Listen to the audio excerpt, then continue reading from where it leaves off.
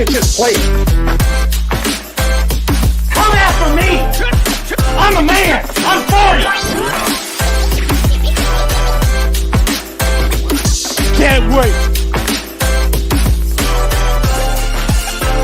Let's go.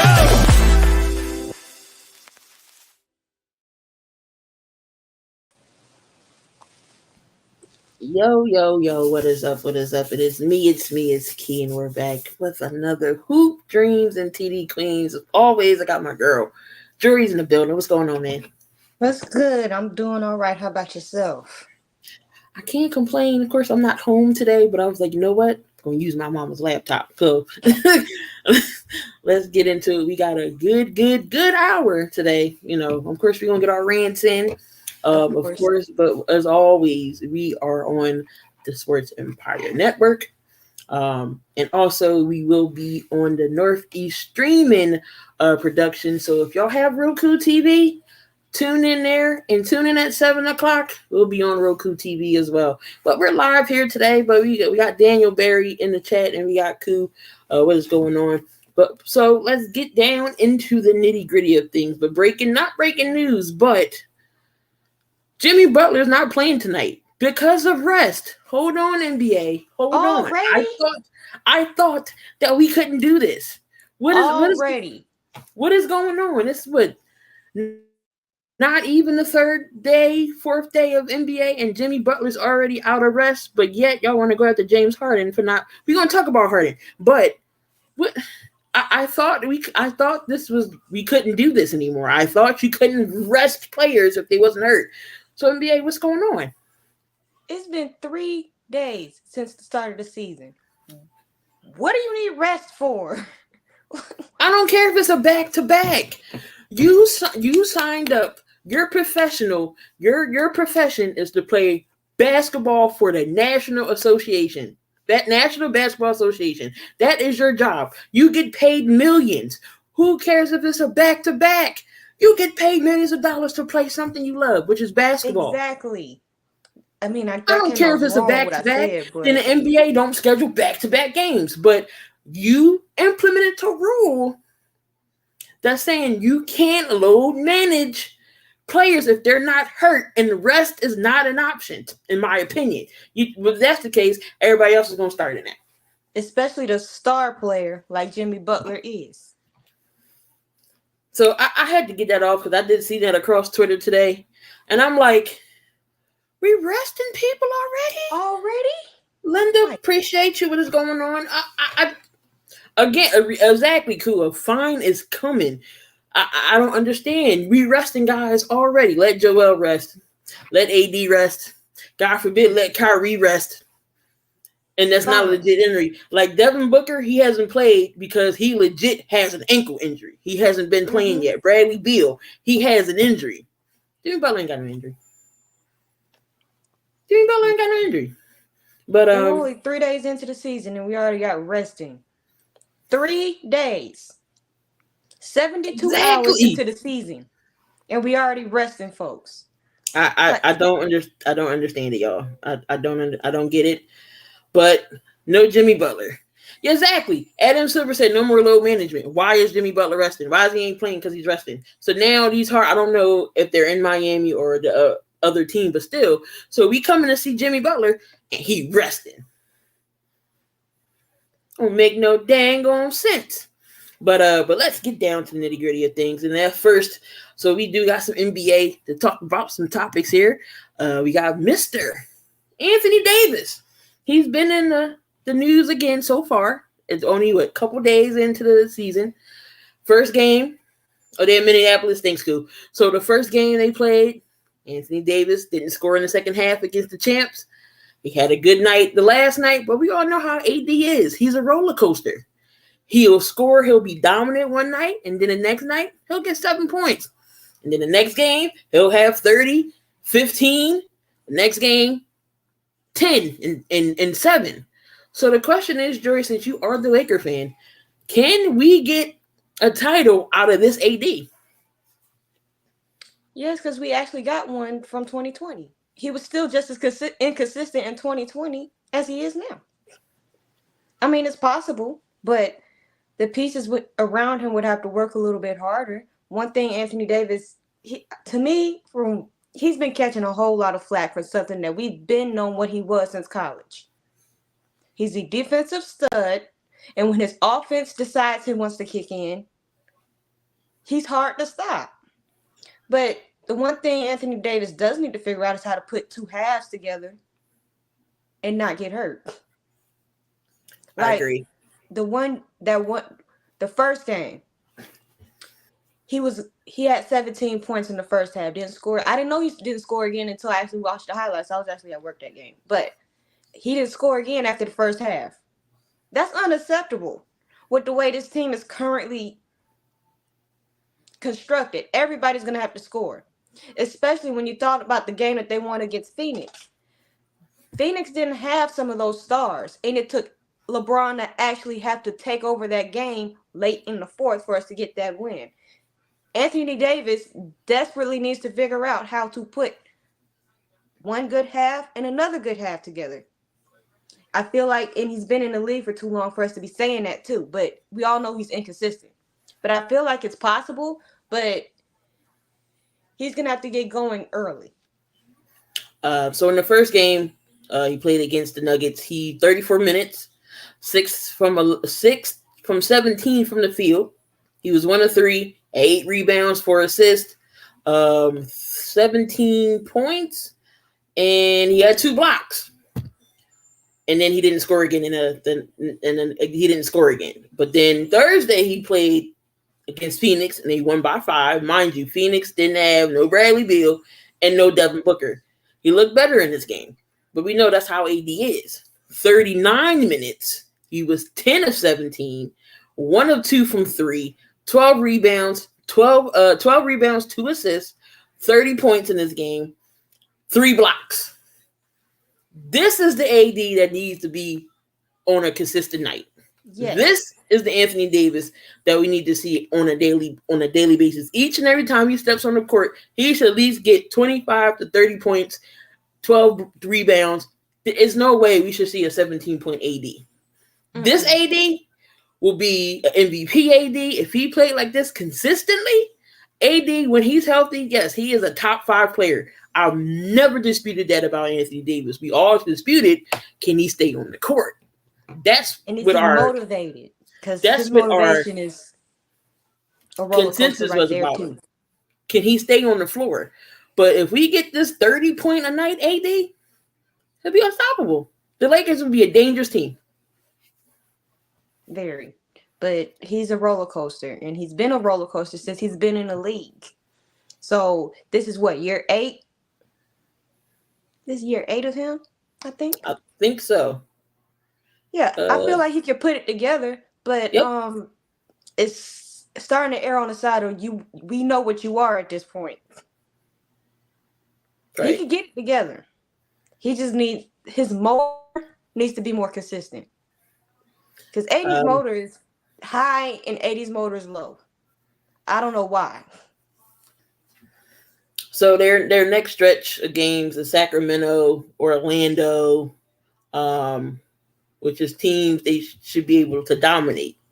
So let's see, Anthony Davis, can he get back to not being on a rocky, emotional roller coaster? LeBron already said we're not listening to, what they're saying about AD. But if LeBron can't go, because with some stretch of the game last year, LeBron couldn't go because he was injured. We know LeBron takes care of his body. He's getting up there in age and still can play.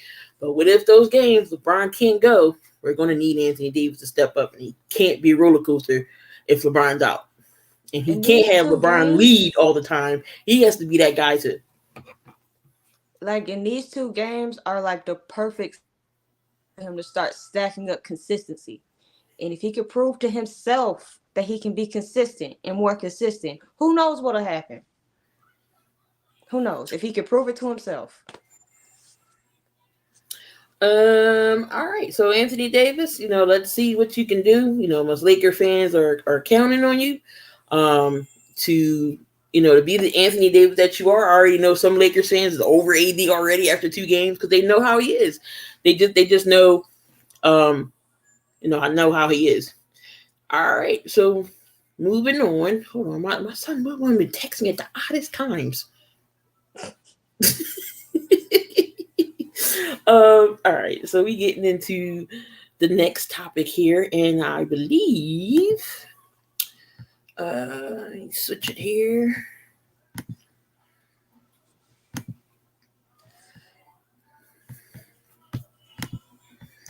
All right, hold on.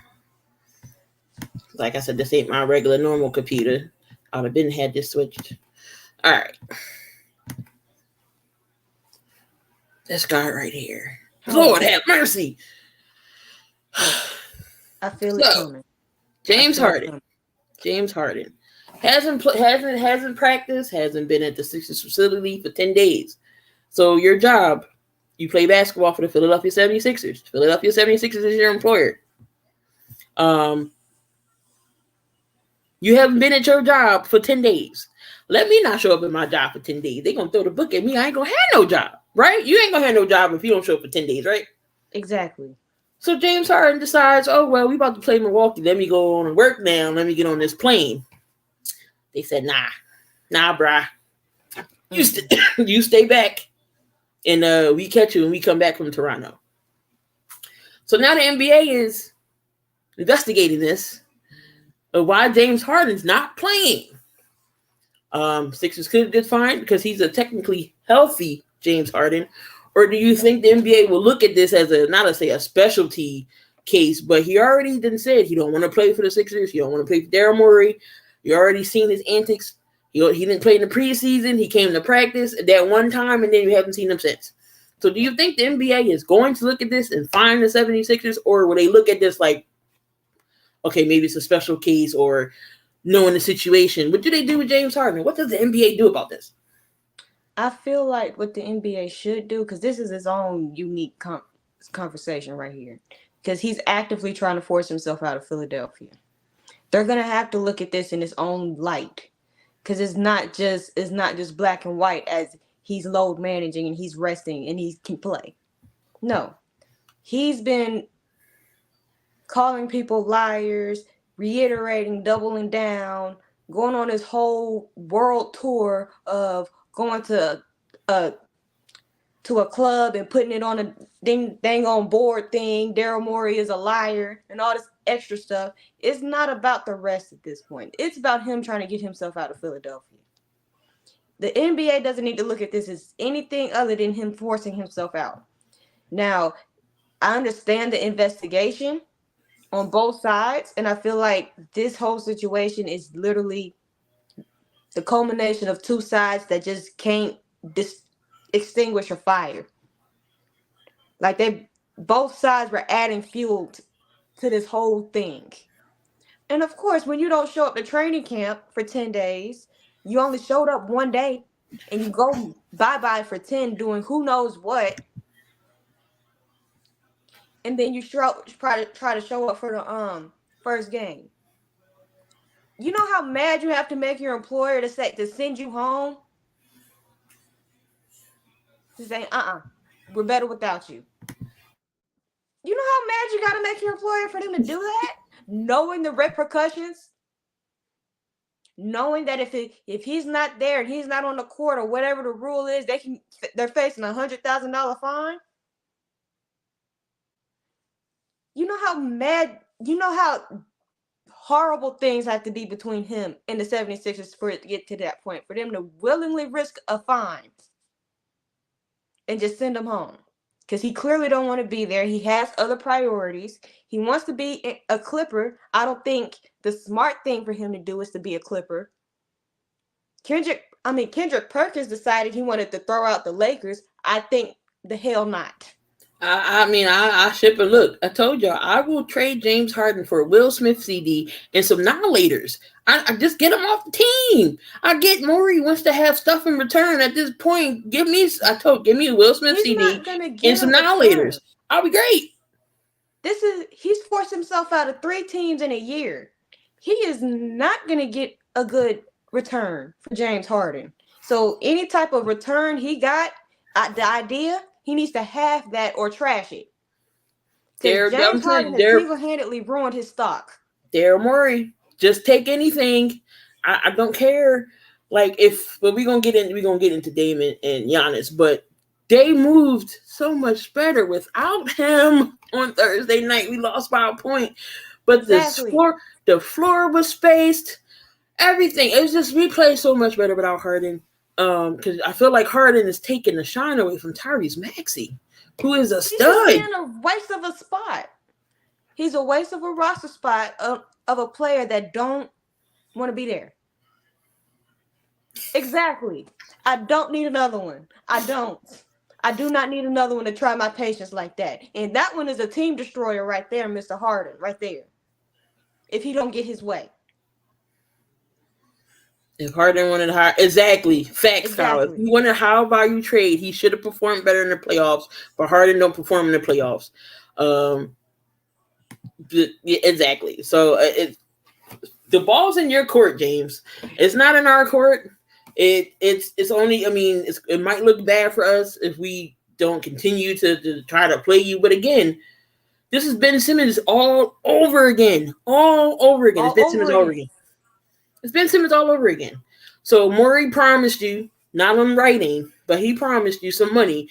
But why would Daryl Morey give you a max or give you any type of deal if you didn't perform in the playoffs? Yeah, you took a cut. Okay, yeah, we got PJ Tucker. Okay, if you upset because we got PJ Tucker and, you know, he didn't work out to help us win the championship.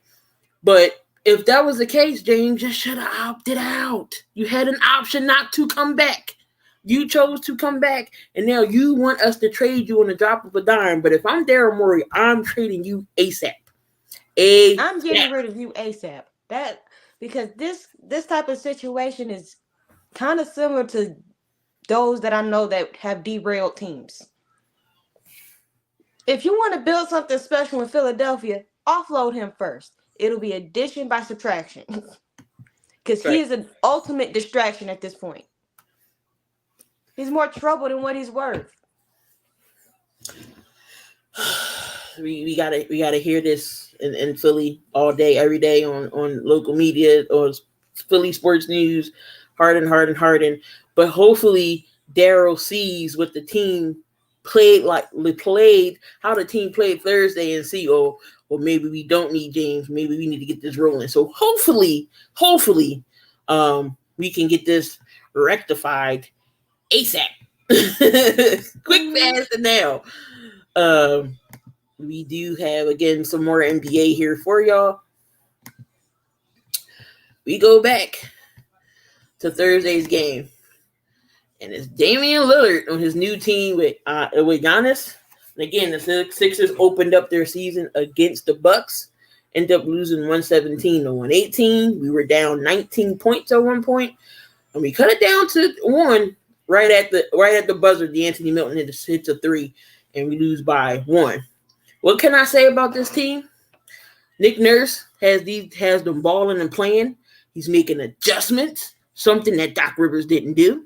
Whenever PJ Tucker was guarding Giannis. So when Giannis sat on the bench, PJ Tucker sat on the bench. So little stuff like that, Doc Rivers didn't do. Jaden Springer, young guy, had 2 blocks in 5 minutes. Doc Rivers wouldn't have played him. So Nick Nurse is mixing up things in the offense. Tobias Harris looked great off the ISO. Of course, Joel Embiid had 21 points. Joel Embiid is going to be a while before Joel gets in shape. It's going to be about a month. Because you all know, off season, Joel doesn't work out. He Why? never comes to because he's rehabbing his dang on injuries from the season. He can't work out. So by the time the season comes, he's like, oh crap.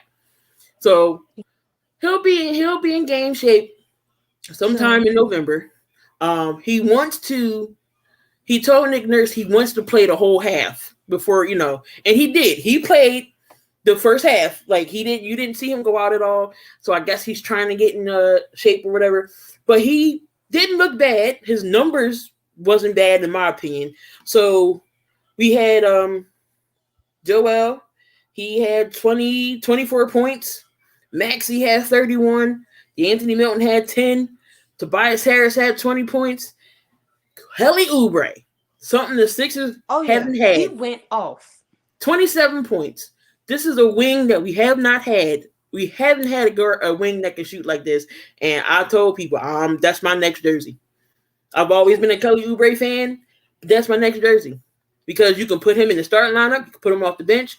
He plays defense. But Sixers look good, but that's not the question. That I'm just saying that they look good. But the question is this duo a favorite to win it all this year? They should be, considering what they look like and the bits and pieces I did get to watch. They should be a duo, considering the circumstances and considering the conference that they play in. The East is notoriously weak. Them, Boston, and if Philadelphia can maintain consistency, I'll put them up there. But you fight after those three. Trying to name teams that could realistically come out the East. I'm not even considering Miami because they lost too much, and clearly they're not ready. But, yeah, those two, with Dame dropping for the past... His debut for the Bucks, and he beat, I Yes. forget who it was, 39. Dame took over in that fourth quarter with the last 5 minutes. It was Dame. It was as he's pointing, it's Dame time. Mm-hmm. And then Giannis, because Giannis is not a spot-up shooter like that, he'll let Dame just shoot when it needs to be, when it comes for it. That's why I'm like, they're the perfect fit. Because Dame needs his shots come needs his touches come clutch time, and Giannis is the overall floor general for the most part. So, they're going to work Chris Middleton, and he's on limited minutes because of his knee and everything. Mm-hmm. But Middleton is there. Still got Pat Connaughton. You still got Brook Lopez as well. Bobby Portis, he's that enforcer. They got Jay Crowder. I like the Bucks. Little bit over Boston here. It's the Bucks. Of course, it's going to be Boston. Philly is still in the mix as a team that's competitive in the East. Maybe you can throw the Knicks in there. They look Cavaliers, who knows? Miami, maybe. But like I said, the week is the weaker conference, and it's anybody's game. But those top three, Philly, Boston, and Milwaukee, those are the top three right now. So you have to pick Miami, the Heat's culture. Like I said, you throw Miami in there, but it don't look good on Miami. You resting Jimmy Butler already. Yeah, no. But these two are the favorites. Giannis finally has somebody that compliments him, and he's getting an extension, so he likes Milwaukee. Dame is finally somewhere where it's possible he could have a ring finally. He got out of Portland. I think you stayed there a little bit too long, Dame. But you in the perfect situation right now. So we'll see what these Bucks do. They're definitely going to be fun to watch. Giannis doing his Giannis things, and then you got Dame doing his things. And now they can both shut up because I'm tired of hearing from both of them for the whole offseason. Giannis and Dame. Good point by Damian. The Pacers too. The Pacers could be a sleeper, possibly to get into in the conversation as a playoff contender. Pacers are going to be pretty good. All right, so we got also here before we switch out and go to the NFL. We do got one more subject here in the NBA, and trust me, I wanted to play this video for you. I wanted to play this video for y'all. We couldn't do that, but I'm just gonna sum it. I'm just gonna sum it up. For you. Hold on, let me bring it back up. So Kevin Garnett. He was talking. I think him and Paul Pierce have a show, and he had made some comments about Joel Embiid. He said Joel Embiid should be pissed at Daryl Morey, and Daryl Morey needs to be fired. That he needs to demand more, and I'm going to have to agree with KG said. If y'all don't know, y'all can easily go, YouTube or Google KG saying, what about Embiid? He pretty much said Embiid needs to be pissed. Giannis went off and said, I don't want to, I don't think I want to play here if I know this is not going to be a title contention team. What happened? They went and got Dame Lillard. And then signed Giannis. And then signed Giannis. After they got rid of a Drew Holiday. So I feel like Kevin Garnett is right about, in my opinion, he's right. Joel should be pissed. What are your thoughts on? You seen the video I showed you last night. What's your thoughts on KG and his comments? He's absolutely correct. I'm like, you see these big name stars demanding stuff. Clearly, with his cohort, his former co-star in Philly, he's demanding stuff now. But yeah, this is Daryl Morey's fault. Like, what? Why are you not putting another bona fide superstar? Well, the James Harden experiment failed. There's that. But I'm gonna just chalk it up as a failure. But you're not. I get what he's saying, and I agree. Put the pressure on Morey to give Embiid another star. Put more pieces around him, maybe to depth. They fixed the coaching.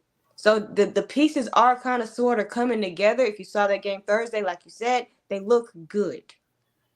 As far as the offseason, I completely agree with what KG said. Of course, Daryl Morey needs to be fired. He has a part of this foolishness going on with James Harden. If Daryl Morey did not decide to bring James Harden from Brooklyn to Philly, we don't even have any of this going on right now. No, I'm sure we could have dumped Ben Simmons off somewhere else. Oh, yeah. But this offseason, Daryl Morey has re-signed Daniel House. He brought back Danny Green. Don't ask me why. We get old man Green. We get double agent Danny back. I don't know why. The only best piece that he got was Kelly Oubre. When I tell you I was pissed off when we got Danny Green back, and I was like, you got a Kelly Oubre out there who still ain't got no job, and then a couple days later, we signed Kelly Oubre. I was like, oh my God, Daryl Morey heard me. He heard my cry. So, but that's the only thing you do. And then on the offseason, I sit here and look at my phone and see other teams blowing up, getting people. We sit here and do nothing. It never fails. We do nothing. I just want some incompetency in the front office. And Josh Harris, I'm talking to you, sir. I understand you just got the Commanders as ownership. You need to get out their butt just for a hot second, and come deal with the 76ers for right now. Because you are tied to this too. This is your franchise. And if we keep going the way we're going, something's got to give. You know what's funny? Daryl Morey is not even the GM. It's Elton Brand. Elton Brand is your GM. Elton Brand lets Morey do whatever. So it shouldn't be like this. So either Elton Brand's going to be GM or you give Morey the title of GM. He's the president of basketball operations. I thought general manager trumps that. So either you're not going to be GM or you step down. Josh Harris got to step in. I get he's dealing with the Commanders, but you got a Philadelphia 76ers team who needs some type of ownership, somebody in the front office. And this is what you get when you pander to one specific player for the most of your career, and then they turn on you. This is what you get. He pretty much asked for this. And it's at this point, Brand and Morey need to be gone from messing up this team and not improving. Not actively going to go get decent pieces other than however you pronounce his last name. Who? Him. Daryl Morey? Oubre. Him. Oh, Kelly Oubre? Him. Yeah, that's the only piece worthwhile that they got this offseason. Danny Green is old and inconsistent. That's a waste of a roster spot. What do you mean? Why is it Daryl's fault? We all know that Joel didn't show up in the playoff, but it's Daryl Morey's job to bring in pieces to help Joel, knowing that James Harden didn't do it or PJ Tucker didn't do it. We didn't have not one piece of a bench last year. That's not Joel's fault. That's Daryl Morey's job to bring players in here. So yes, it's on Daryl. The roster construction of this team is on Morey and Brand. So, yeah, pretty much. Nick Nurse is the only good addition to this team. And Oubre. James Harden is the one that got Doc Rivers fired, but it was time for Doc to go anyway. It was time to you had a 3-2 lead again against Boston and couldn't close it out. James Harden played 2 games and showed up. All the other games was non-existent because him and Joel couldn't show up when it mattered. Couldn't show up when it Roster mattered. construction, the organization, the most of this, like with roster construction and how it just flows, you can tell a well-run organization from an organization that's not. Philadelphia is not a well-run organization, clearly, because they're not winning as their talent level should suggest that, if we're being completely honest. The Jimmy Butler situation. Why Jimmy didn't want to stay, it was leadership. It was Ben Simmons who always wanted the ball in his hands, knowing Ben is not a true point guard, and there was no leadership. Go back and watch the 3 old men when he talked with JJ Redick. He talks about it. But yes, we offered Jimmy the max. He went to Miami for less. It's not we didn't offer Jimmy the money. We wanted Jimmy to stay. So they gave it to Tobias Harris. So that's not Jimmy's fault. That's why I was like, oh, you picked Tobias Harris over me. No, we didn't, Jimmy. You left.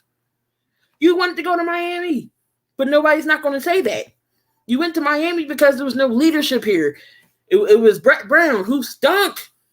Ben Simmons, no, he can't shoot. It was no leadership. So, yes, Jimmy Butler was the best option here. I best believe if Jimmy was still here, we possibly could have had a ring already. But I think after this year, if something doesn't happen, Joe already said, he wants to move on. But I don't know. It's like, why leave Philly knowing, if you bring a champion. If he's just talking or if he's just trying to put the pressure on Morey to put pieces around him. Because if Joel stays and bring a championship here, he will be a Philly god in the city of Philadelphia. Just how these fans go crazy over AI, even though AI never won a championship, but he went out there on the court each and every night, put his body, heart, and soul on the line on that court. This is why AI is loved. Joel, you are the heart of the city as well. The fans love you. You bring a championship here again, and you will be a Philadelphia god if you was to bring a championship. Because this time, Sixers haven't won a championship since '83. So it's going on a 40-year mark. So it's time that we bring a championship here. And don't follow in your footsteps of James Harden, because that's how you make people hate you. All right, y'all. So we're going to take a little break here. We're going to come back and flip it over to the NFL side of things. But we be back. What's up, everybody? It's Control Simpson with Wire to Wire Sports Podcast, where we're going to cover all things breaking news, sports related. We're going to preview games, and we're also going to give you our reaction to games that have happened before. You can catch us on Wednesdays from 7 p.m. to 9 p.m. And if you miss us there, no worries. You can also catch us on Roku with Northeast Streaming Sports Productions from 8 a.m. to 10 a.m. Hey, and listen, if you're not into all sports and just NFL, we have Sideline to Sideline. That's on Thursday nights from 7 p.m. Eastern Standard Time to 8 p.m.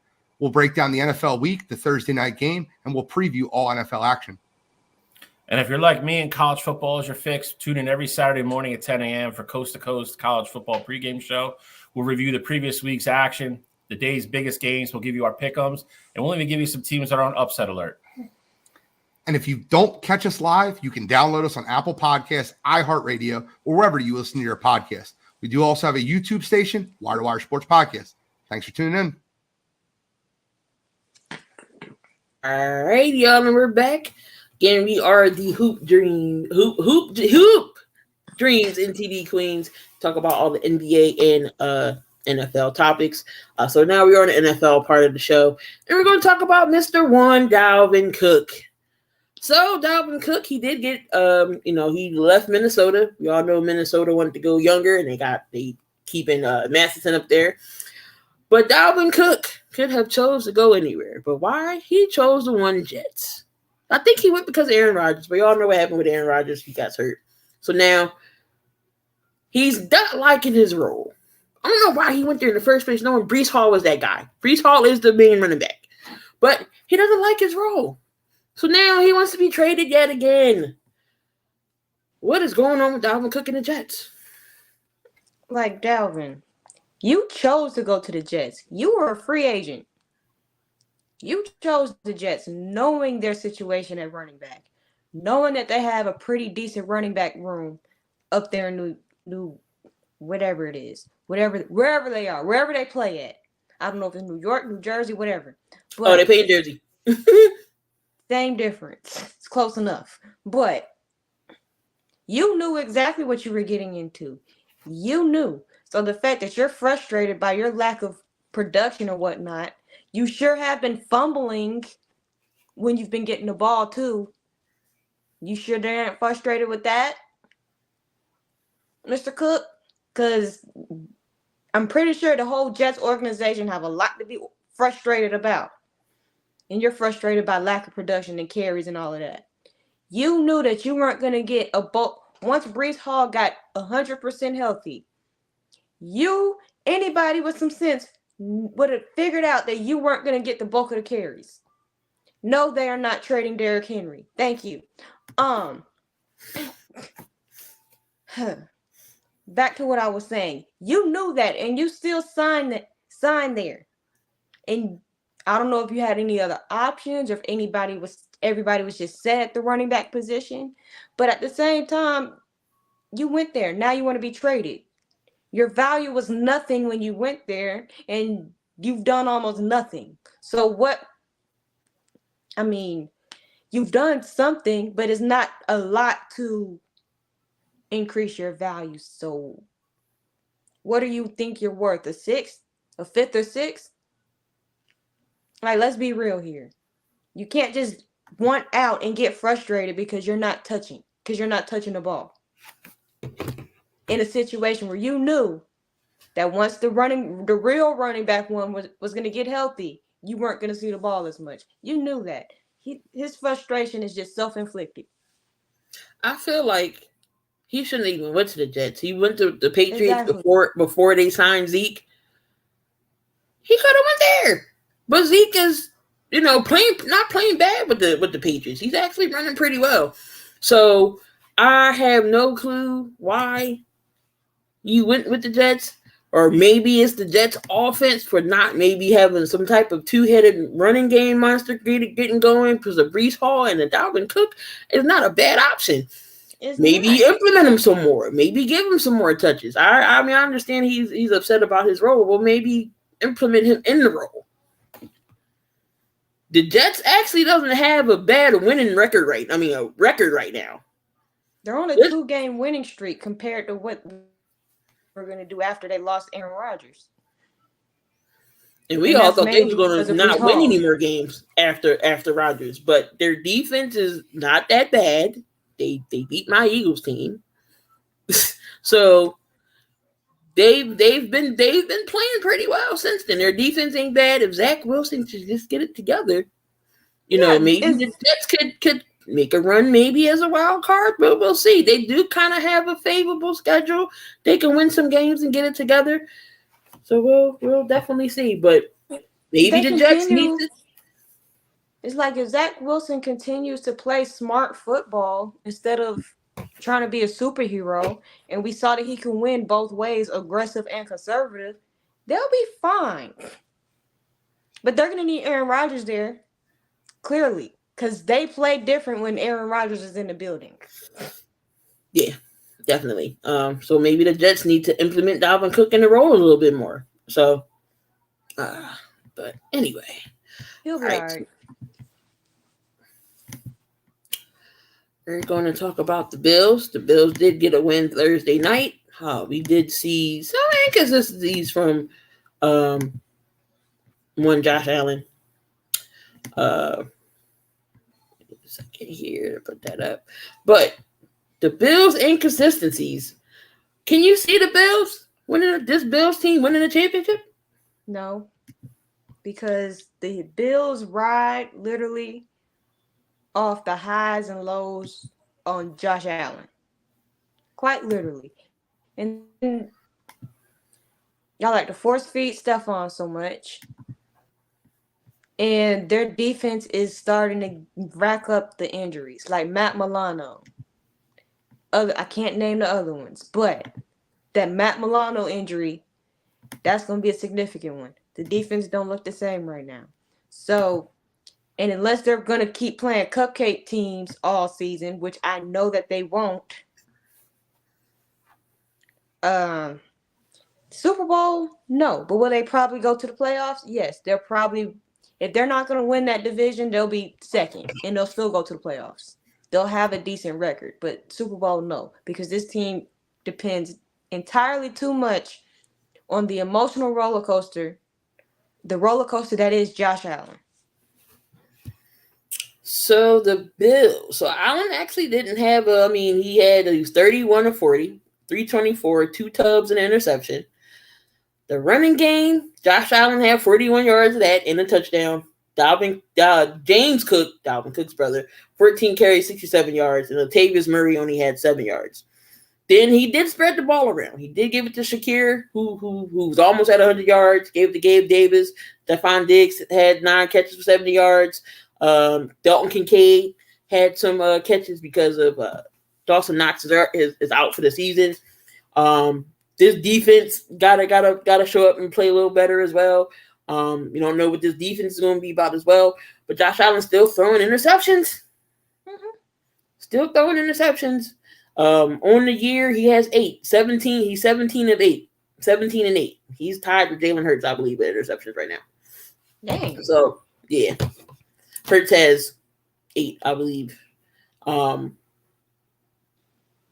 But Josh Allen can't have turnovers it seems like he gets turnovers in the worst part of the game. Mm-hmm. It's because he's a gunslinger.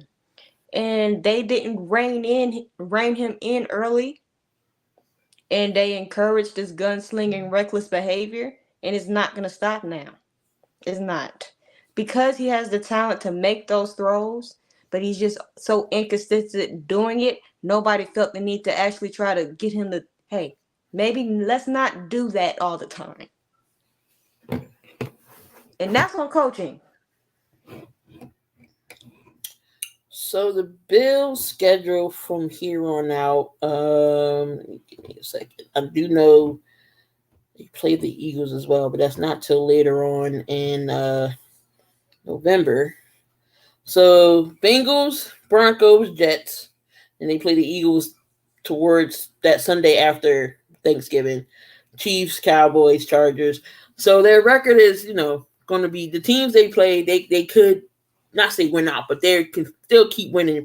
Right now with their record, they are currently still leading they're not winning the East right now. That is Miami. What's going on, Coach? So, but Josh Allen got to still play consistently. He can't force it.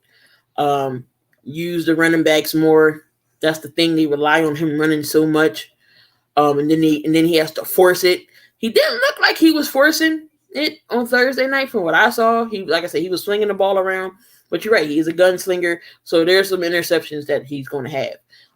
17 and 8. It's okay. But those 8 interceptions I would be upset about.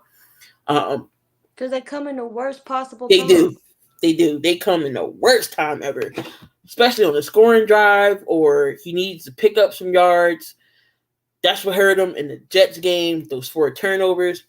Even though he only threw 1, you gotta play turnover-free football to win games. And they won this game. I mean, I'm not saying this because it's the Tampa Bay. Tampa Bay is a respectable team. Baker Mayfield just didn't play great that game. So Baker Mayfield is just as if not more inconsistent than Josh Allen. So that's where that came from. All right, so Deshaun Watson.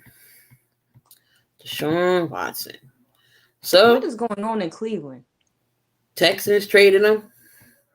For all this capital, draft picks. Cleveland went out and got him. Has not been on the field lately. He's like been Cleveland hurt. got fleeced. Pretty much. What is going on in Cleveland? And did they make the wrong choice by taking Deshaun Watson? Yeah, because even when he's healthy, he's not the same Deshaun Watson. We've had a pretty decent sized sample of him in Cleveland, and when he's not hurt, He's not the same unless he's playing my Titans. That is not going to stop. I have a feeling. Because he plays different when he plays my team. And I can joke about that because I had to sit through that game, that Cleveland game. That was horrible. But Deshaun Watson, if his availability is his biggest issue right now. And then the whole back and forth, is he hurt? Is he fine? I don't know what's going on. The whole not being transparent thing on the Browns organization telling us that not telling us that his shoulder was messed up, even though I knew his shoulder was messed up. His shoulder's been messed up since the game against my team. Like, why go ahead and put him on IR, let him sit for a month, and make sure he's healthy, instead of just putting him out there in bad situations, and he's not at 100%, clearly. I mean, shout out to PJ Tucker. Not PJ Tucker, PJ Walker. For going out there trying to, trying to win some games. Do they bring in a QB possibly? Maybe they shouldn't have let go of Jacoby Brissett. Maybe they should at least grab them, because granted, Jacoby Brissett was keeping them in. He didn't have a bad record when Watson came back from that 11-game suspension. They were starting to gel towards the end, Watson and the team. But now I feel like the team they got to get back in chemistry with Watson. They got PJ in there, and they're keeping him. He's keeping them modest. It's the defense. That defense is legit. That defense is what makes that team win now. That defense makes that team win now, and that offense. You have the pieces there. Your quarterback isn't healthy. Why are they not letting people know that his rotator cuff is messed up or whatever the injury was? Why aren't they just sitting him to make sure that he's healthy? At some point, you got to protect your bread. If that's your multi-million, dang near $250 million investment, oh no. No. Couldn't have been me. Because if I got that type of money invested into a person, I'm going to make sure that they're healthy. Can you imagine him in Atlanta? Collision. If Atlanta would have bid on him? I feel like Atlanta should have tried a little bit harder to go get, even though it probably wouldn't have changed what's going on down here, because Desmond Ridder stinks. But that's another discussion for another moment. But as far as it's looking like Cleveland made a huge mistake. And when you gamble like this, you just pray that it works out. It's not working out. Whether it's injury, availability, him not even playing to the standard that he used to play in Texas when he was a Texan. He's not playing up to that regard if he's healthy. So, yeah, they got fleeced. I'm willing to go that far out on a limb and say if they should be at least veering towards the side of regret.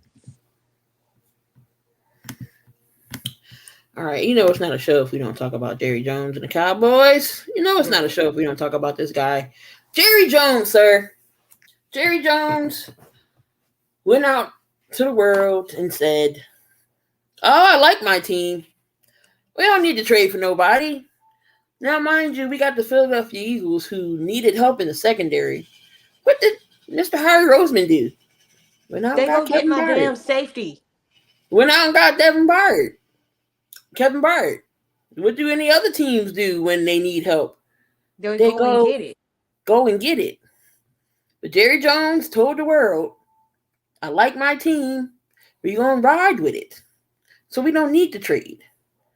Jerry, this is why I tell Cowboys fans, I don't wish death on nobody, but the only way Dallas Cowboys is winning the championship is Jerry goes to the upper room.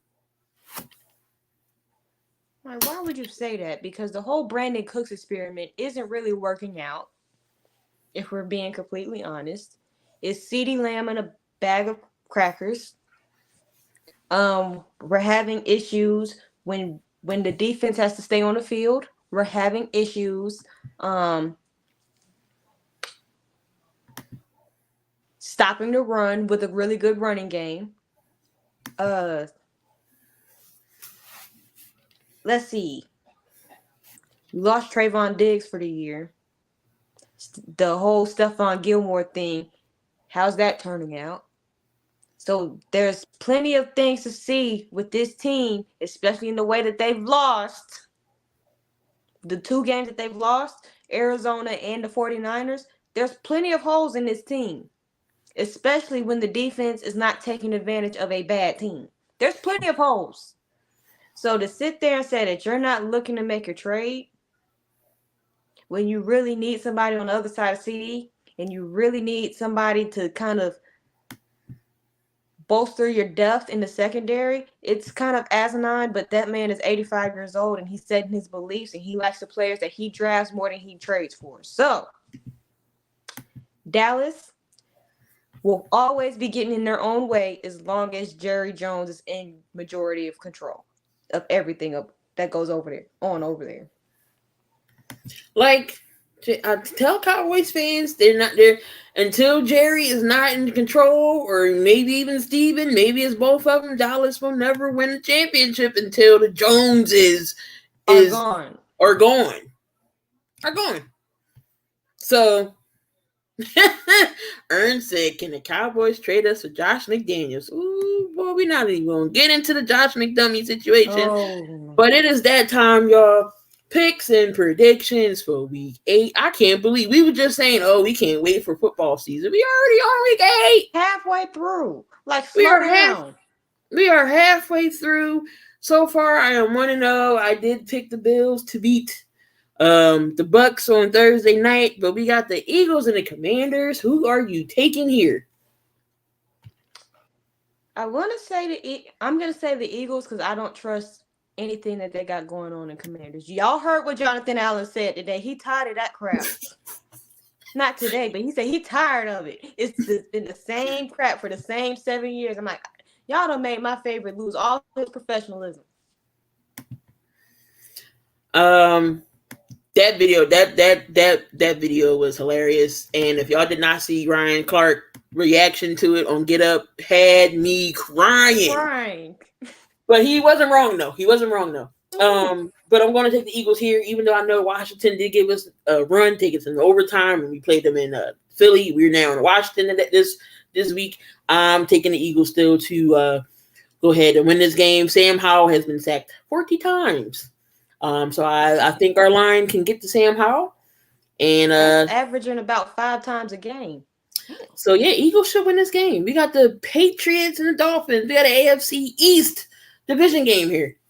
Common sense should tell me that the Patriots will win this game, but Bill Belichick notoriously has his division opponents figured out. This will probably be a tighter game than what most people think, and minus the fact that the Patriots got that win, like a little moral victory. They're a little confident about themselves, but I'm still taking Miami.